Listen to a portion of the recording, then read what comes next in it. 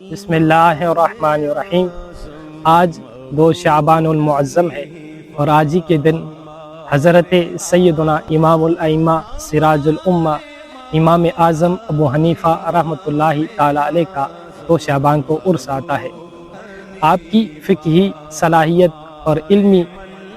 وجاہت کے بارے میں امام مالک رحمۃ اللہ تعالی علیہ فرماتے ہیں، اگر کسی ستون کے بارے میں امام اعظم ابو حنیفہ یہ دعویٰ کریں کہ یہ ستون سونے کا ہے تو اپنے دلائل کے انبار لگا کر یہ ثابت کرتے کہ یہ واقعی ستون سونے کا ہے۔ اسی وجہ سے، اسی فقاہت علمی وجاہت کی وجہ سے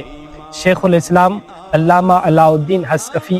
رحمۃ اللہ تعالی علیہ نے آپ کے بارے میں فرمایا، ان ابا حنیفۃ النعمان من اعظم معجزات المصطفیٰ بعد القرآن، یعنی امام اعظم ابو حنیفہ رحمۃ اللہ تعالی علیہ حضور نبی کریم رؤوف رحیم صلی اللہ علیہ وآلہ وسلم کے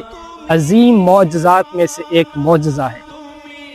اور اسی وجہ سے مفتی احمد یار خان نعیمی رحمۃ اللہ تعالی علیہ فرماتے ہیں، گر تیری تقلید شرک ہوتی محدثین ہوتے سارے مشرک، امام اعظم ابو حنیفہ، امام اعظم ابو حنیفہ، امام اعظم ابو حنیفہ۔